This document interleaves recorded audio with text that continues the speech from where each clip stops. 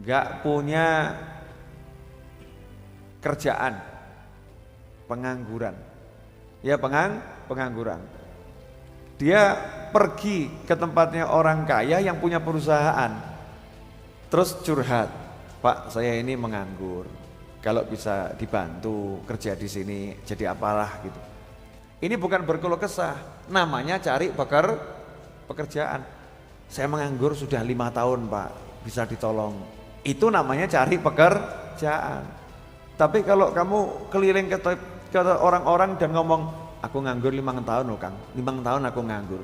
Aku nganggur 5 tahun, aku nganggur 5 tahun, aku nganggur." Semua orang dilapori, "Saya nganggur 5 tahun, cari uang susah, saya nganggur 5 tahun. Itu kamu nggak cari kerjaan, namanya curhat. Nah curhat yang begini berarti keluh kesah. Datang tempatnya kiai, tempatnya ustadz, datang tempatnya ulama, ya, datang tempatnya guru, datang tempatnya habib, nangis. "Habib, saya nganggur 5 tahun. Wah, Habibnya jawab, "Baru 5 tahun, saya 20 tahun. Saya 20 tahun.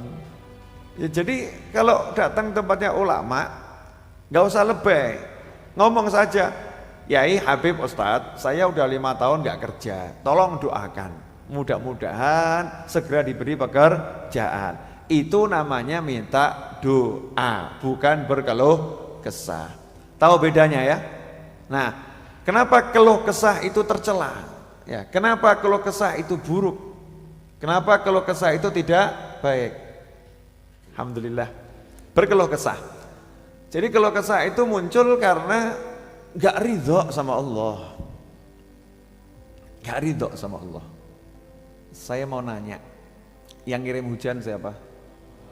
Yang ngirim angin siapa? Yang ngirim panas siapa? Yang ngirim rezeki siapa? Yang nahan rezeki siapa?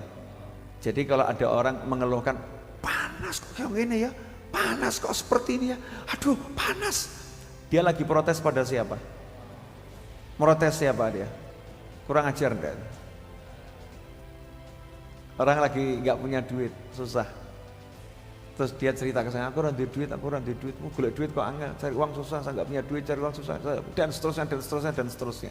Lah yang nahan rezekinya siapa? Allah. Berarti dia lagi protes perbuatannya, siapa yang dia protes? Allah. Kurang ajar atau enggak kurang ajar? Kurang ajar.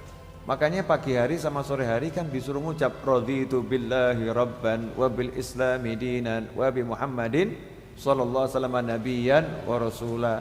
Disuruh ngucap seperti itu. Ridho sama Allah artinya perlakuan Allah apapun ridho, seneng gitu. Nah, nggak boleh keluh kesah karena itu alamat atau tanda tidak ridho, tanda tidak puas dengan pembagian dari Allah Subhanahu wa ta'ala. Dikatakan dalam sebuah syair, "In tardha bil maqsumi ishta muna'aman, fa in lam tardha bi ishta fi hazan." Jadi pernah kakek saya itu kakek ya, wafat umur 93 tahun. Kakek saya itu hidup di rumah kontrakan reot. Rumah kontrakan yang reot. Jelek rumahnya. Dan antara ruang tamu dan ruang dalam itu besarnya atau keseluruhan rumah itu besarnya dari tiang itu, tiang yang ada salonnya itu ya, sampai tembok ini. Itu memanjangnya, melebarnya sampai tembok sana itu. Kecil loh? Ya, kecil. Di bagian sana ada dapur, ada kamar mandi, ada ruang tamu, ada ruang untuk keluarga, ada kamar. Pembagian ruangnya ada. Tapi pembagiannya pakai apa?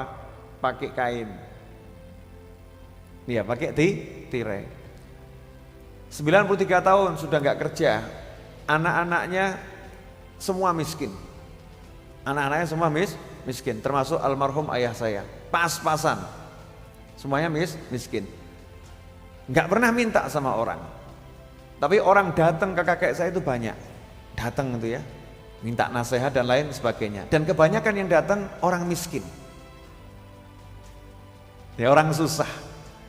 Kalau sekarang kan banyak orang datang ke orang soleh atau orang yang punya ilmu, yang datang orang-orang kaya yang bermasalah, atau orang yang lagi pengen menjabat sesuatu datang. Tapi ini enggak, orang susah, orang miskin datang ke kakek saya.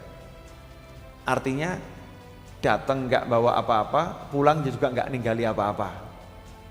Beda dengan santri kan, kalau santri ke tempatnya kiai kan datang kadang bawa tempe, bawa telo, kadang begitu kan, masih ada yang dibawa. Ini sama sekali tidak bawa apa-apa.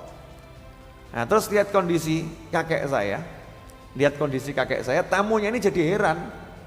Ini Habib rumahnya reot, gak kerja, sudah umur 93 tahun wafat, waktu umur 90 tahun gak kerja, sudah tua renta, gak pikun. Tamunya nanya atau akhirnya, Beb, gimana keadaan Habib? Jadi tadinya mau ngeluh, nggak sido gitu ya. Kenapa? Sing tak tekoni luweh melarat iki.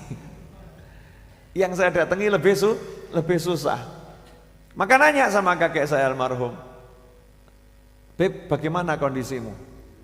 Kakek saya jawabannya dengan senyum, karena ya senyum, nggak pernah ruwet gitu, senyum santai tenang gitu. Jadi heran tamunya ini. Ngutip syair yang saya bacakan tadi, intardo bil maqsumi ishta muna'aman fa in lam takun tardo bih ishta fi hazan. Kalau kamu ridho dengan apa yang dibagikan Allah, kamu hidup dalam penuh kenikmatan. Kalau kamu tidak ridho dengan apa yang dibagikan Allah, kamu akan hidup dalam kesedihan.